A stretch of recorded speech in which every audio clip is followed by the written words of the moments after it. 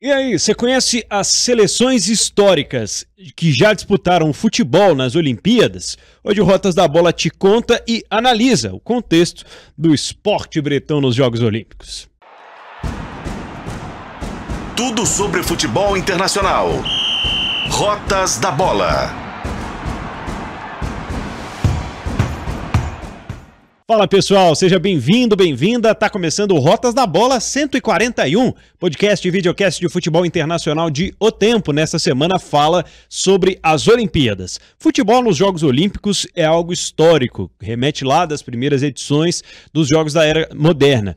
1900 já tinha futebol nos Jogos Olímpicos, temos grandes seleções, temos a seleção brasileira recordista fora do futebol masculino e decepcionando no futebol feminino na Paris 2024, mas muita calma nessa hora. Hoje é dia de contar histórias. Eu sou o Pedro Abílio, tenho aqui na bancada comigo o editor do Tempo Esportes, Frederico Jota. Tudo bom, Fred? Tudo bom. Curtindo as Olimpíadas? Tô curtindo, Fred. Confesso que de uns anos pra cá, pelo trabalho com futebol, eu perdi um pouco a ligação olímpica, né? Aquela coisa assim de acompanhar o dia inteiro, de assistir todas as modalidades. Mas tem sido bem legal voltar a assistir Jogos Olímpicos com o que move os Jogos Olímpicos, que é o povo, né? É a reunião dos povos e de falar de diversidade com arquibancada vazia, como foi em Tóquio 2021, é muito difícil. E a gente está vendo isso na Cidade Luz em 2024. Tem um negócio muito legal, né, Pedro? Antes da gente entrar no nosso assunto futebolístico aqui, as ruas de Paris com os jogos, né? Verdade. Isso é muito legal. Antes muito concentrado em ginásios, estádios, então a gente vê muita coisa aberta numa cidade que é maravilhosa, então tem um charme bem diferente. Aliás, gostei demais da abertura. As ruas e o Rio. As ruas e o Rio, isso é maravilhoso. É muito legal, a Olimpíada é muito bacana, mas tem gente que não tá participando da Olimpíada, né? Tem gente que anda decepcionando em Olimpíada, tem gente que se enche de esperança pra Olimpíada e falha, né, Pedro? Pois é, o futebol nos Jogos Olímpicos, Fred, ele já é uma polêmica nos últimos anos com relação à força do futebol de clubes, né? Perdeu-se um pouco a ligação que tinha com a seleção, principalmente nos principais torneios. A gente fala até em queda de audiência da Copa América, enfim, esse ano não, mas nas últimas edições o que aconteceu, a realidade foi essa. E aí nas Olimpíadas, com jogadores ainda menos conhecidos, o apelo ficava ainda menor. Ok, o Brasil resolveu virar o jogo, né? Colocou lá os seus principais jogadores e conquistou 2 medalhas de ouro. Esperava-se que esse caminho fosse continuar sendo percorrido no futebol masculino, mas a dificuldade ela vem desde o regulamento, né? Com a impossibilidade de você convocar a seleção principal porque os clubes não permitem, né? Mas ali tem uma outra questão, né, Pedro? Tem a guerrinha de egos aí, né? Tem. A guerrinha de egos dos comitês olímpicos, da FIFA com o COI, né? Não pode usar os escudos das federações nacionais. A bandeira do país. É um show de peraí, aqui eu mando mais, então eu não dá para liberar aqui, porque aí eu enfraqueço ali também, aí eu não... Porque a grande verdade é que a FIFA, desde os primórdios, via a Olimpíada como uma rival da sua Copa do Mundo. Antes da Copa do Mundo, em 1930, era uma história. Talvez o principal campeonato, talvez não, o principal campeonato de seleções do mundo era as Olimpíadas. Com regulamentos malucos, com situações diferentes. Tanto que o Uruguai, bicampeão olímpico em 1924 e 1928, faz, por meio das Olimpíadas, um cartão de visita para levar a primeira Copa do Mundo pro país. E quando você pegar a camisa do Uruguai, muito bonita, a camisa da Celeste Olímpica, inclusive, né? Tem 4 estrelinhas em cima do escudo. O Uruguai foi campeão da Copa do Mundo em 30 e 50, mas eles consideram que como não tinha Copa do Mundo, azar. Não quero nem saber. Então as duas Olimpíadas também são consideradas, pelo menos para os uruguaios. Lembrando que para colocar as estrelinhas no escudo da Confederação tiveram que pedir permissão da FIFA e esperar por um bom tempo até a FIFA decidir por isso. Exatamente. Então tem uma questão de ciúme ali. Tem um ciúme envolvido. Mas, poxa, nós vamos deixar fazer uma competição ali com todo o bom e do melhor. É uma competição enxuta, tanto no masculino quanto no feminino. Não tem os principais jogadores por diversos motivos. Não tem, quando eu falo de enxuta, a gente já reduz a possibilidade de ter algumas seleções, inclusive, interessantes. Tem casos curiosos, né, Pedro? A Inglaterra não participa com sua equipe, seu time de futebol. A Escócia também não, o País de Gales também não, a Irlanda do Norte também não. Por quê? Aí é mais uma guerrinha, né? Pro COI existe a Grã-Bretanha. Para a FIFA existem federações separadas. Como é que vai participar? Como é que participa de uma coisa? Oficialmente não existe a Inglaterra para o Comitê Olímpico Internacional. Mais uma loucura, né? Por exemplo, vamos fazer uma seleção de futebol aqui. Quem vai ser o treinador? Que confederação vai organizar? Lembrando que teve uma exceção em 2012, né? Na Olimpíada de Londres, que também não deu certo. Foi uma organização completamente confusa da seleção britânica. Né? O que imaginava, poxa, vai ganhar alguma coisa, ganhou nada. Tem 3 medalhas de ouro lá dos primórdios, aí sim, unida, mas a FIFA não acha legal, né? A FIFA, pô, nós vamos liberar, mas o que é isso? Mas o COI também não quer abrir mão. Aí nós vamos mudar aqui o futebol? Pra quê? Então tem essa guerrinha que torna várias vezes, inclusive, o torneio de futebol um pouco desinteressante, na minha avaliação. Sim.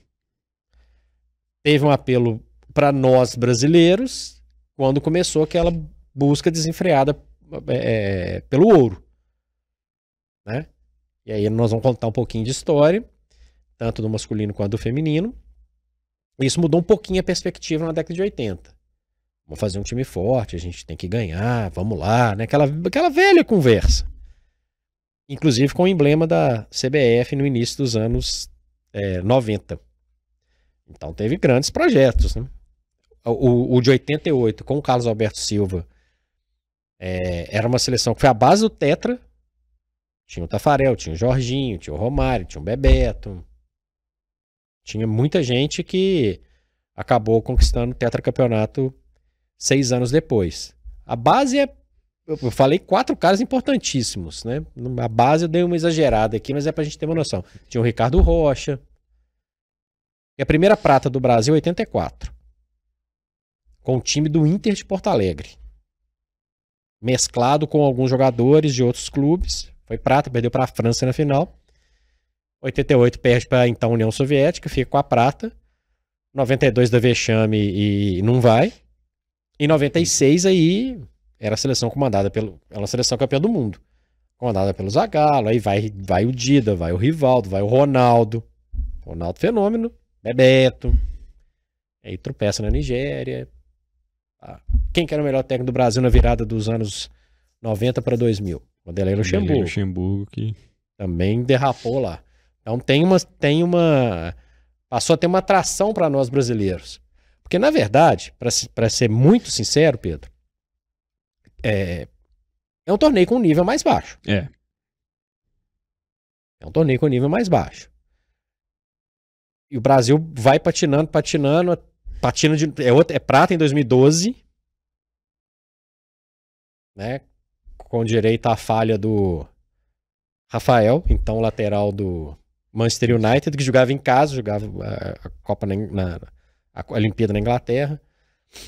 O Brasil perde pro México, e aí chega 2016, o Brasil ganha como equipe nova. Eu não tô desmerecendo, tá? Em hipótese alguma, mas assim, a semifinal foi contra Honduras.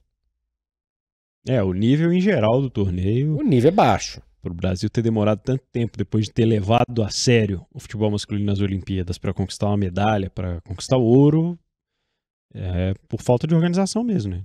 Concorda? Sim. Total. Não é aquele jogo atraente. A gente viu jogos relativamente ruins aí da Copa América, vários, mas da Eurocopa, por exemplo, o nível é superior aos Jogos Olímpicos. Bem superior. Então, assim, tá mais sujeito a acontecer. Até Honduras, até outros times que são... Outras seleções que são abaixo. O nível não é bom. E como você falou, pra mim assusta, tanto tempo sem ganhar nada. E eu tô fazendo esse resumo histórico, porque antes de 84, se der lá, ganha, vai, não vai, nada, não teve um esforço pra isso. Depois passou a ter, ganha de novo em 2020/21, também com jogadores importantes. Richarlison tava lá, Guilherme Arão tava lá, por aí vai. E aí não vai, né? E aí não vai. A seleção brasileira masculina não está jogando os Jogos Olímpicos de Paris. Tem explicação? Tem muita explicação. Está muito relacionado à organização em si. A CBF ela tem uma grande obrigação hoje com a seleção brasileira, mas parece lidar cada vez de forma mais confusa com o contexto. Porque em outros tempos a seleção tinha de fato gerações de jogadores muito talentosos, mas vinha de menos período histórico de pressão. Hoje existe uma pressão muito grande. Aliás, o Brasil sai de 2014 do 7-1 na semifinal para a Alemanha na Copa do Mundo, já com uma base e com a responsabilidade em cima de jogadores que estavam naquela campanha. O Neymar é o grande nome, né, da seleção brasileira da Rio 2016, mas por jogar em casa, pelo fato, né, de ter sido eliminada daquela forma como foi na Copa do Mundo dentro de casa também. Então, de lá para cá, vem um período crescente dessa pressão e, quando a pressão bate na CBF, ela distribui a responsabilidade. E aí é que vem a pseudo-autonomia dos treinadores que passaram pelas seleções olímpicas, né?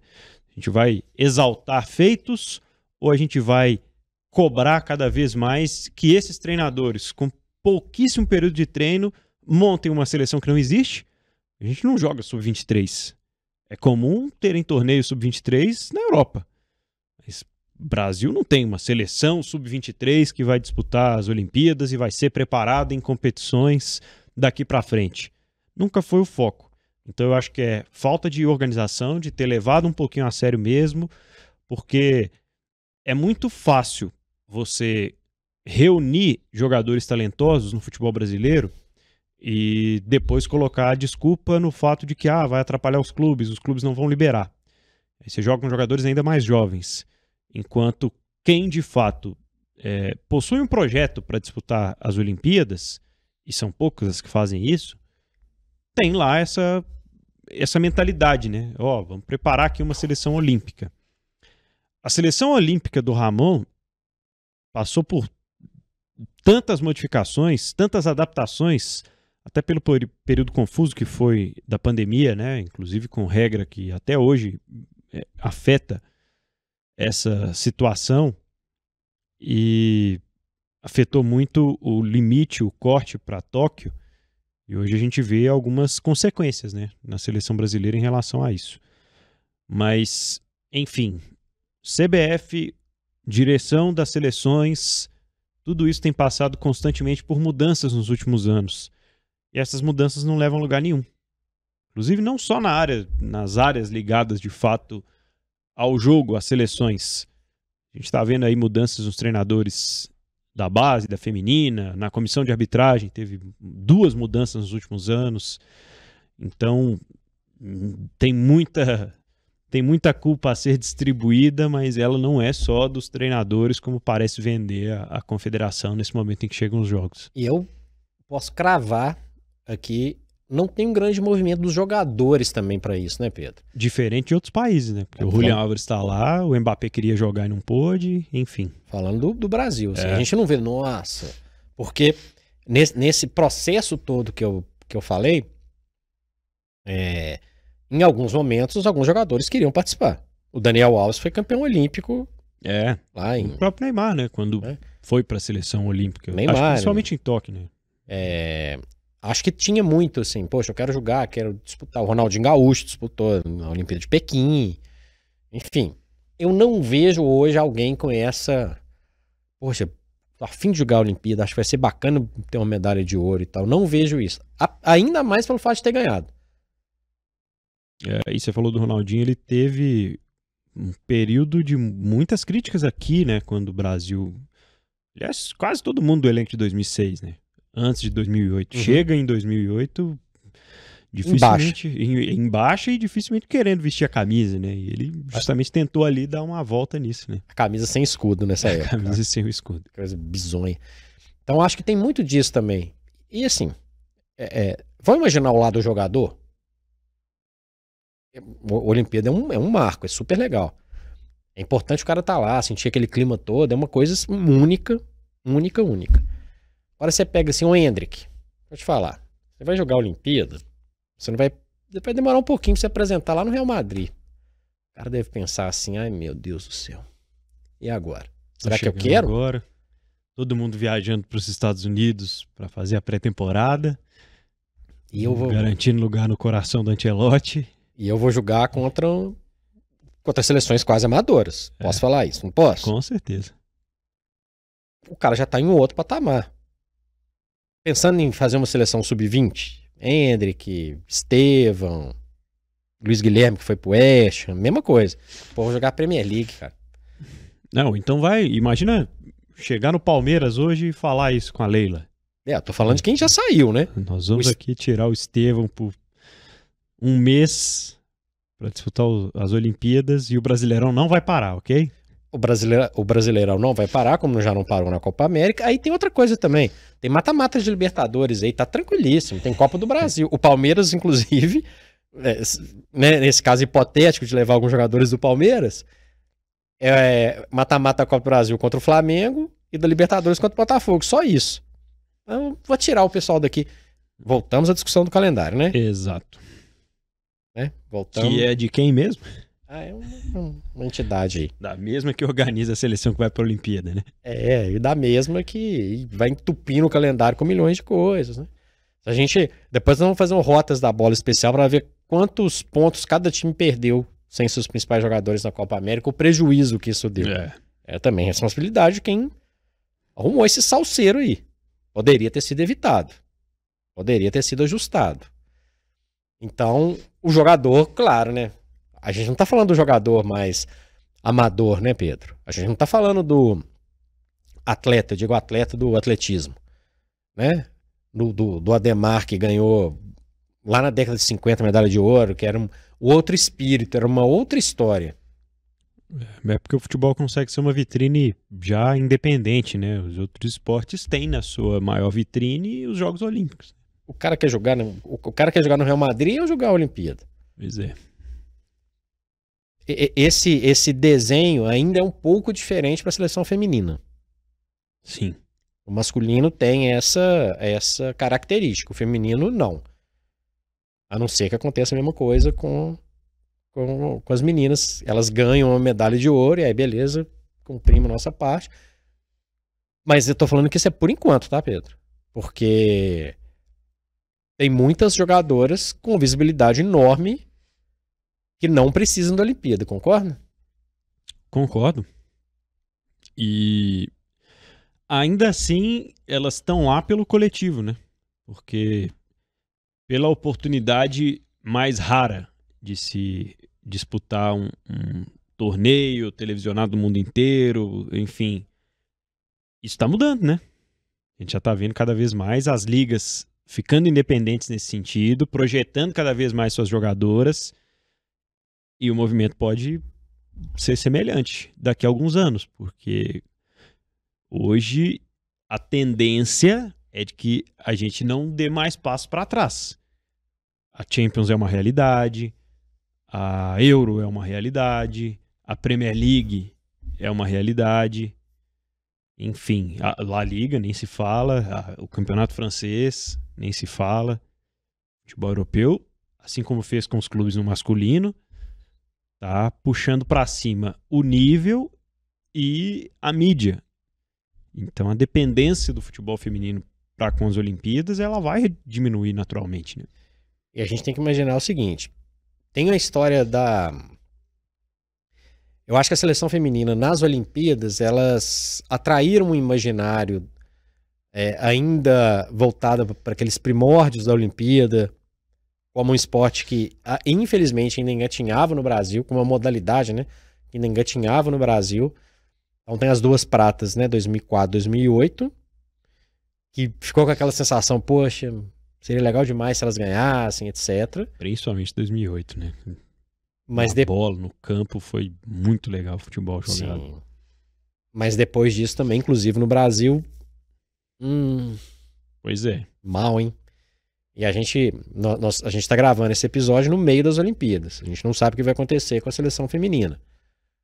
E começou meio oscilando para tentar dar uma palavra aqui. É um trabalho que já começa oscilando, né? O Arthur, infelizmente, não vai ter sossego.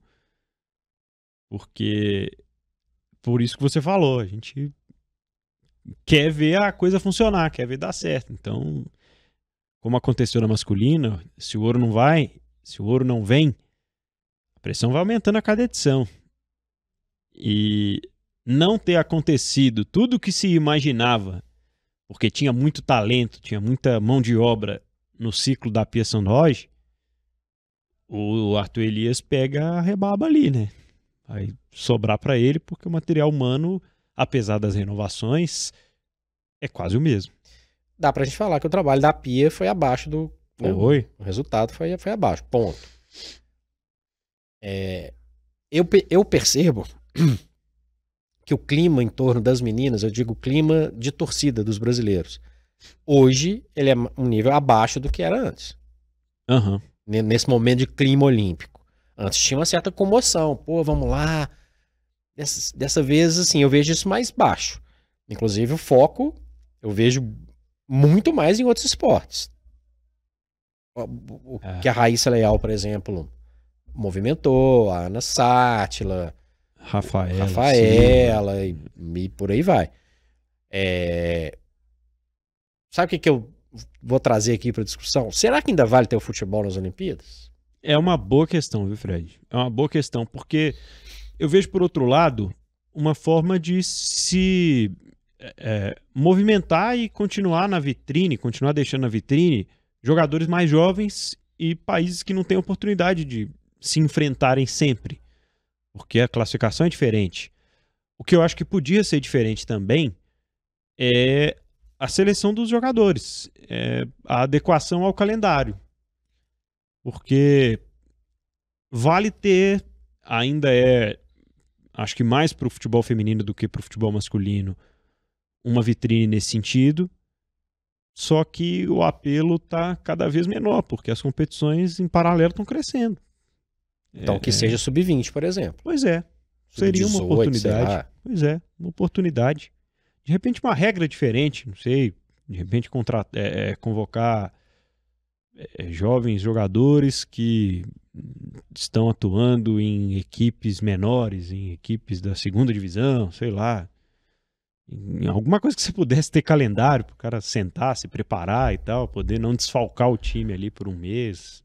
Eu acho que o caminho é ir com uma sub-20. No masculino passou a obsessão. Passou. Então, sim, acho lamentável com o pacote como um todo, mas assim, esse pacote inclui 2 Copas se não chegar nem na semifinal, 22 anos sem ganhar uma Copa do Mundo, o 7-1 no meio do caminho e outras atrapalhadas aí. É o que mostra o futebol brasileiro no masculino. Mas acho que o apelo olímpico, não tem ninguém lamentando, nossa, poxa, a seleção brasileira não tá nem aí, pra te falar a verdade. Se eu tiver errado, me fale, tá? Se a gente for, né, a gente consome esporte o tempo inteiro. Nem lembrando, tá nem aí. Ganhou o ouro, lindo, o Brasil tem todos os títulos possíveis, ó, super legal. Acho que chegou a hora de mudar o foco, porque tentou ganhar a qualquer custo também, né? Colocando os jogadores da seleção principal, né? Eu citei aqui para ficar por baixo e jogar a Olimpíada: Romário, Ronaldinho Gaúcho, Ronaldo Fenômeno e Rivaldo, 4 melhores do mundo. O Roberto Carlos jogou também, não foi melhor do mundo, mas era um cara acima da média. O Bebeto não era melhor do mundo, mas era um cara campeão do mundo com a seleção principal, vamos dizer assim. E aí? Tentou, a tudo quanto é custo. Conseguiu, acabou, beleza, tá lá. Se classificar, beleza. Se não classificar também. É essa a impressão que eu tenho. A feminina tem uma outra história, porque precisa de uma consolidação maior. E que talvez uma medalha olímpica mude um pouco de figura. Mas vai falar para os treinadores de vários jogadores que não atuam aqui no Brasil. Pô, já tá lá na Olimpíada, mas pra que tá lá nessa Olimpíada, gente? Pelo amor de Deus. Chegou a hora de repensar. Chegou a hora de repensar.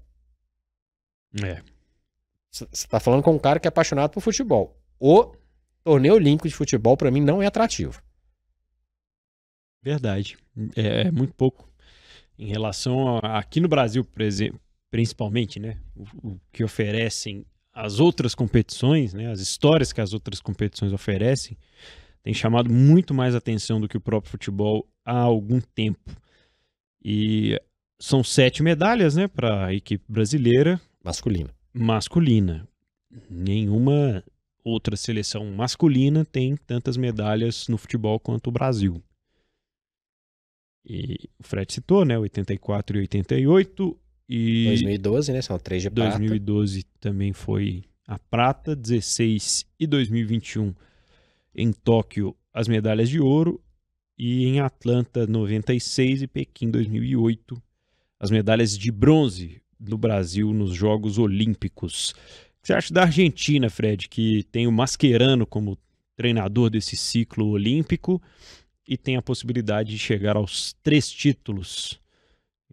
Acho que 50 e poucos anos que isso não acontece. Uma seleção é tricampeã olímpica. E aí mexe com o imaginário aquele brasileiro que odeia o vizinho. O vizinho pode ganhar nada e tal. Ó, agora vamos ter que reforçar a seleção. Nós vamos trazer para a seleção agora o Vini Júnior, o Paquetá, o Militão, porque tem que ganhar, porque a Argentina ganhou 3. A Argentina tratou com cuidado em vários momentos, sabe? É óbvio, como um país apaixonado pelo futebol, também isso se transforma numa obsessão. Os títulos, né, os ouros, né, de 2004 e 2008 eram os únicos títulos, entre aspas, da seleção argentina desde 93. Então, antes de ganhar a Copa América de 2021, eram só essas 2 medalhas.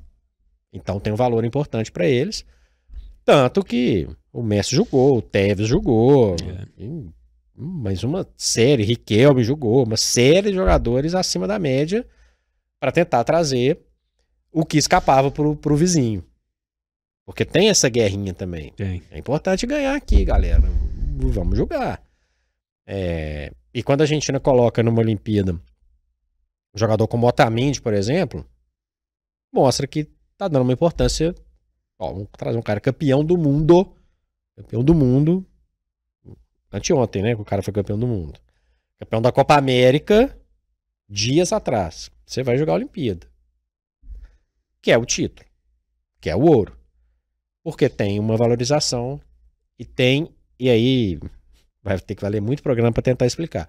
A identificação dos argentinos com a seleção argentina é maior do que o dos brasileiros com a seleção brasileira. Me desculpa quem não gosta de ouvir isso. O Guardiola tá lá na pré-temporada já, né?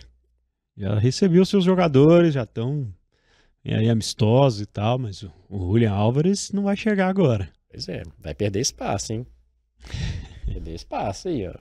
Será que ele tá preocupado com isso? Isso é uma outra discussão, né? Campeão da Copa América agora, campeão do mundo. Qual o título que o Julián Álvares não tem ainda? Ah, boa pergunta, né? Aí, ó. Os Jogos Olímpicos. É o cara que ganhou tudo, né? É. Onde esse cara jogou, Libertadores ganhou, Campeonato Argentino ganhou, Copa ganhou, tudo com o City, Champions League, campeão do mundo. Tem um gostinho pro cara também. É. Mas eu vejo isso. Eu vejo isso. A relação é diferente. A relação é diferente. A seleção brasileira não é simpática para vários brasileiros. E enfrenta um problema gigantesco em relação à organização e a calendário. Que é um tópico, né? O problema é a organização, mas o tópico calendário é um tópico muito importante. E também tem que ter um pouco de humildade, Pedro. Parar de achar que só joga futebol no Brasil. Isso é uma coisa... Não deveria estar falando isso em 2024, né? Vale não só para sub-23. Não, é para tudo. É para tudo. A prepotência É uma coisa impressionante. Parece que, né, a gente pode até discutir se o país de futebol é aqui, se não é e tal. É uma longa discussão e acho que envolve vários fatores, né? De títulos recentes, não é. Né? De público nos estádios cresceu com o Brasileirão, mas o brasileiro tem uma característica, né, Pedro? Seu time tá mal, o problema é o seu time, cara. E a gente sabe que tem exemplos em outros lugares, né? Argentina é um deles, Inglaterra é outro deles. O time tá lá na terceira divisão e talvez vai jogar a terceira divisão o resto da vida. O estádio cabe 25 mil? Tem 25 mil cara lá. Então, eu acho que, né, o brasileiro, por muito tempo, e tem alguns que ainda conseguem pensar dessa forma, brasileiro é bom de bola. A seleção brasileira é melhor do que... tecnicamente. Não, porque... A gente vive num mundo globalizado cada vez mais em algum tempo. O Zidane era tão craque assim, não. O Ronaldo era melhor. Pô, o Messi, quem ensinou o Messi a jogar foi o Ronaldinho Gaúcho. Tô falando alguma mentira aqui? Não é nenhum absurdo, não. A gente escuta isso o tempo inteiro. Então tem assim, e tem que entender. A seleção brasileira tem que entender de maneira geral. Tem problema de organização, tem calendário, tem um monte de problema. Mas tem que entender também que hoje não entrega os melhores profissionais no pacote. A seleção brasileira não foi nem para a semifinal da Copa América principal. Não tá na Olimpíada. Não disputa uma final de Copa do Mundo há 22 anos. Vai completar 24, né? Aí você vem me perguntar da Argentina. A Argentina revela um monte de gente o tempo inteiro. Verdade. Será que lá eles não sabem jogar bola? Só quem nasceu no Brasilzão? Não, né, Pedro? Então tem muita gente. O futebol brasileiro diminuiu a sua capacidade de formação de jogadores extra-classe. E para mim é um reflexo disso. Julián Álvares. Ele não é o melhor jogador do Manchester City, mas é um cara que a gente pode falar em termos de protagonismo. Sim. Entra direto e tal. Messi nem se fala. Agora mais lá no seu torneio quase que um torneio de veteranos, né? Que tá jogando no Inter Miami lá na tranquilidade. Mas tudo bem. Dibu Martínez. Situação... Sabe? Semelhante. Vai jogar Champions League. McAllister. E por aí vai. Tirando Vini Júnior e Rodrigo, qual brasileiro que é protagonista total, igual um dia foram Ronaldinho, Ronaldo, etc. Ao mesmo tempo, né? Num time grande. Tô falando de protagonista num time mediano, não. Time grande. Não tem. O Alisson. Não mais. Né? Foi há algum tempo. Pois é. E aí? O reflexo tá aí. Então, a Argentina, os caras têm uma relação melhor, têm jogadores melhores, estão produzindo jogadores numa fornada que dá a entender que vão disputar títulos daqui pra frente, mesmo sem o Messi. E o futebol brasileiro tá aí com o campeonato rolando com a Copa América. Mas não tem que estar na Olimpíada mesmo, não? Bom, pra gente caminhar pros finalmentes aqui, Fred, falar sobre os Estados Unidos, né? E principalmente no futebol feminino, onde começou uma era dominadora. O futebol é recente, né? A gente tá, acho que apenas na 8ª edição de Jogos Olímpicos. Desde 96. 96. 2000, 2004, 2008... 12, 16, 18... Aliás, 18 não, 20... E 24. E agora a 8ª. Então, muito recente, né? E a seleção dos Estados Unidos perdeu a sua hegemonia. A gente vê grandes outras protagonistas. 2 finais seguidas com Suécia, a seleção canadense aparecendo nos Jogos Olímpicos. O que aconteceu? Dá pra citar meio que o exemplo da seleção brasileira masculina, né? Teve um período de dominância, de organização melhor. Não que os Estados Unidos tenham perdido a capacidade de organização, de revelação de jogadores, de investimento no esporte, não é isso. A questão é que quem não estava ali brigando com os Estados Unidos passou a brigar, passou a se especializar, passou a priorizar a formação, passou a ter treinamentos melhores, e aí é um efeito. Para mim é muito claro. Né? Eu só acho que, usando ainda o mote da seleção brasileira masculina, a capacidade de regeneração, vamos dizer assim, dos Estados Unidos é maior no feminino do que o Brasil no masculino. Porque mudou muita coisa. Mudou muita coisa. Você citou vários exemplos. Euro, Champions League feminina, Campeonato Inglês feminino, fortíssimo. E o próprio campeonato de futebol feminino nos Estados Unidos, né? Não, assim, eu tô falando fora dos Estados Unidos. Sim, é verdade. Fora dos Estados Unidos. É porque, assim, as grandes jogadoras que hoje estão espalhadas, muitas delas chegaram a jogar na Liga norte-americana, que sempre foi, que já era mais forte há mais tempo, né? Só que hoje tem realmente muito mais concorrência, como você falou. E aí é meio que uma questão natural. As pessoas efetivamente começaram a entender que, opa, vamos fazer frente aqui. O que a gente precisa de fazer? Vamos melhorar isso, vamos melhorar isso, vamos melhorar isso. O nível mudou. A onda virou. Então, os Estados Unidos continuam organizados e acho que capazes de brigar por medalhas e retomar o protagonismo. A questão é que tem mais concorrentes. Para mim, essa é a grande diferença. E a seleção feminina norte-americana passa por um processo um tanto quanto doloroso, né? Quando ganha a Copa do Mundo na França, 2019, porque era um período do futebol feminino começando a furar a bolha, né? Ou aumentar, ampliar ainda mais a sua bolha. E a seleção foi uma seleção de muita personalidade, de muitas jogadoras que conquistaram um poderio midiático ali muito forte. E isso é muito desgastante também, né? Para as relações internas, para como as próprias jogadoras lidam umas com as outras. E uma geração que ficou mais velha, perdeu uma goleira excepcional, que é a Ruppsolo, por conta dessa questão da idade. E além da concorrência, né? Foi ganhar uma Copa do Mundo normalmente traz experimento, né? Por isso que a gente vê tão poucas vezes acontecer grandes torneios, principalmente esses espaçados como a Copa do Mundo, que repetem os campeões. Por isso a gente considera, né, uma grande hegemonia que os Estados Unidos perdeu nos Jogos Olímpicos de algum tempo para cá. E, apesar da torcida, né, não parece que a seleção brasileira vá nos entregar coisas muito diferentes, né, dessa expectativa morna que temos com Paris 2024, diferente de outras modalidades, infelizmente. A expectativa é baixa. E é engraçado a gente falar, né?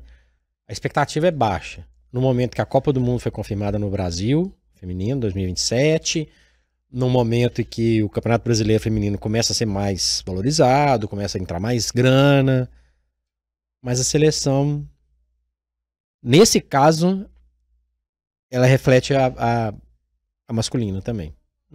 Não é. Vamos ver, quem sabe. Com a diferença que a feminina está em Paris, né? Só para lembrar disso. Básica. Basicamente. Mas ela não tem aquele tchan que trazia a gente para outras épocas, Pedro. Não tinha. Não tem. Não tem. E isso é ruim. Porque você vai criando um distanciamento, você vai criando uma identificação menor. No momento que a gente é dominado pelo esporte, a Olimpíada tem inúmeros esportes, aquele que em tese é o mais tradicional, em tese, ele, vou ver outra coisa. Quando que alguém vai ver competição de skate? Nas Olimpíadas. Natação. Nas Olimpíadas. Judô. Jogos Olímpicos. Atletismo. Jogos Olímpicos. Beleza, o futebol você vê todo dia. Então, não tá me atraindo ali, tchau. Para a grande massa, essa ainda é a grande realidade, né? Mesmo que hoje os diversos canais por assinatura especializados, os streamings, é muito complicado acompanhar o ciclo inteiro, que não os Jogos Olímpicos. E é isso que a gente está falando desde o início, né? É a vitrine para outros grandes esportes mostrarem as suas grandes histórias que o futebol não mostra, né? Nunca mostrou nas Olimpíadas e acho que nunca vai mostrar. E dos coletivos que a gente acompanha mais, a gente, eu digo o grande público, né? Muita gente vê muito mais o vôlei, por exemplo, nas Olimpíadas, que a gente já está acostumado a ver, tem torneio mundial todo ano, tem a liga todo ano, etc. Vê muito mais, mas muito mais do que o futebol. Essa também é uma realidade. Acho que a gente tem que ser honesto com a realidade também. É a proporção, né? É ver os jogadores da NBA voltando à seleção em conjunto, os melhores, como está acontecendo em 2024 lá em Paris, e ver o tamanho da mobilização que foi, né? Significa que a liga é trocentas vezes maior que aquele torneio. Exatamente. Então, parece que LeBron James, Steph Curry, Kevin Durant, todos estão fazendo um grande favor para os Jogos Olímpicos de ali estarem, né? Uma coisa mais ou menos nesse sentido. Como foi lá em 92, no Dream Team, etc e tal. Um negócio quase que fantasioso, né? Então, tem também isso. Tem uma relação do que o olhar para o futebol tem. Você não vai mentir. Você tá mais preocupado em... Agora que vai começar a Champions League com esse regulamento novo aí ou com os Jogos Olímpicos? Tô mais preocupado com o Brasileirão, com a Champions League, com a Premier League, com Módulo 2 do Mineiro. O módulo 2 do Campeonato Mineiro. Então. Aliás, eu não vou me lembrar agora quem fez, mas foi algum influenciador, algum humorista na internet que disse que o torneio, a seleção olímpica deveria ser formada por jogadores amadores do Brasil. Ia ser muito mais significativo, ia ter muito mais identificação e amor à camisa. Não duvide, hein? Não duvide. Pensando realmente, não duvide. Não dá pra duvidar, não. E acho que é isso. Acho que a gente vive um pacote. Você tá falando, né? Você tá mais preocupado com o Campeonato Brasileiro? Cara, a gente tá no momento de decisão da Copa do Brasil, da Libertadores, da Sul-Americana. Brasileirão já no segundo turno.